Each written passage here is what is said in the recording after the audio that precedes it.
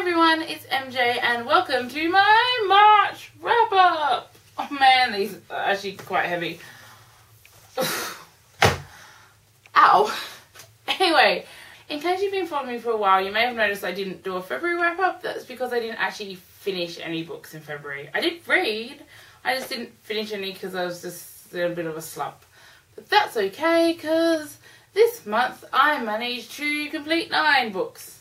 Nine. And then were children's stories. And as I mentioned in a previous Bookish Goals video, I wanted to challenge myself to read 100 books this year.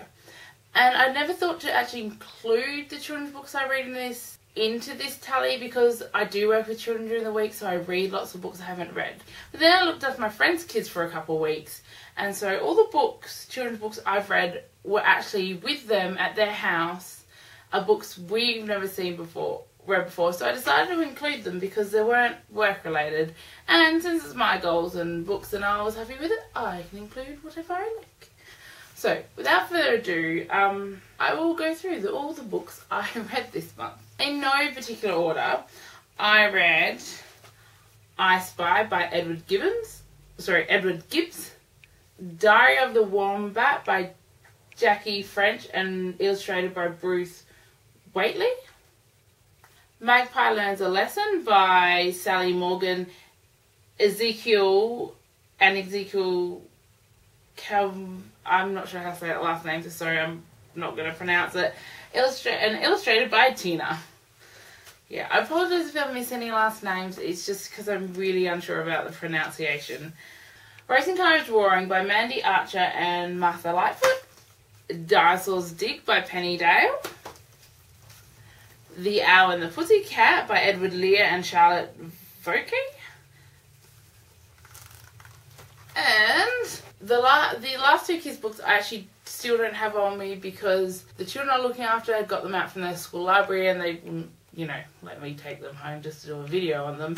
So it was Where Oh Where Is Rosie's Chick by Pat Hutchins and Going to School by Anne Kavadi. They're all the children's books that I actually read and reread, and I read some more because kids know what they like and they want it over and over again. I did read one adult book. It is a YA book. It is Illuminae by Jay Kristoff and Amy Kaufman.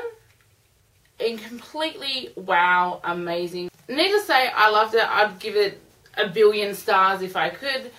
I'm going to do a review on this book, so I'm not going to say too much other than I'm really proud of the fact that it's 599 pages long, despite the fact that even though I was studying and I had church commitments and family commitments over the 3-day Easter weekend, I read the whole thing. I will do a review of this book in a couple of weeks' time, so keep your eye out for that.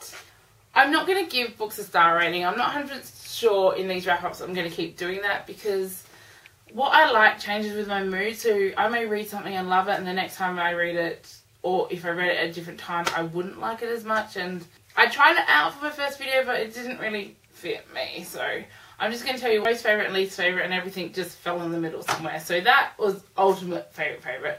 But with the children's books, now I'm not going to go into detail here because I think I could talk for hours. I think children's books should have substance. Don't think they should just be words on the page with pretty pictures. I'm a very big believer of children are competent and capable learners, and to engage them in meaningful literature, obviously written to the age level, the literature we read them needs to be meaningful. If you want, I can do a whole video on this. So I don't digress too much. I'm just going to briefly go over which I've enjoyed most. The ones I probably enjoyed the least, and not that there was anything wrong with them, I just didn't really enjoy rereading them as much as I did, was Maggie Learns a Lesson. Although it's a really good story about lesson and don't Peter and the Wolf style taunting and a good thing on friendship, it just didn't grab my attention like some books do. And Racing Cars Roaring, and I think maybe it's just because I read this all the time. Like, again, good book, nothing wrong with it, it just wasn't my personal favourite. Which leads me to 2 of my favourites. One being, of course, one of the books I don't currently have with me, which was Going to School.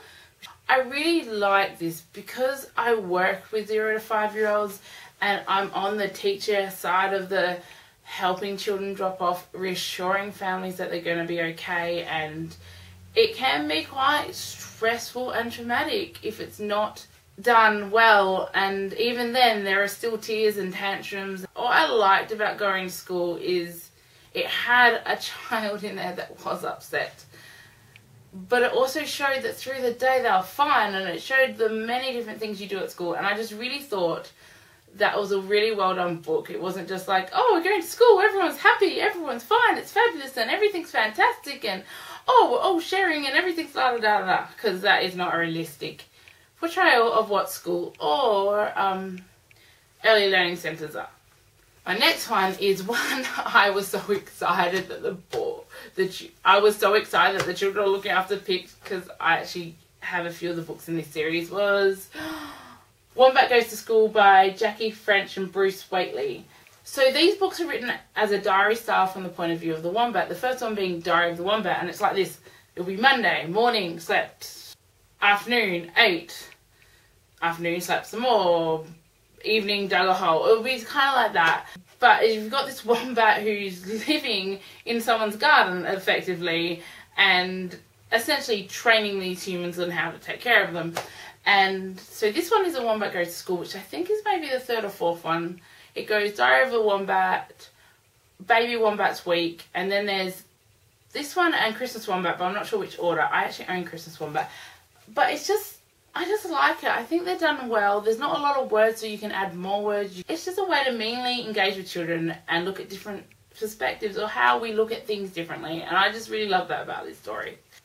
Anyway, as always, let me know anything you're thinking, any questions, anything you'd like to know in the margin down below. So till next time, bye!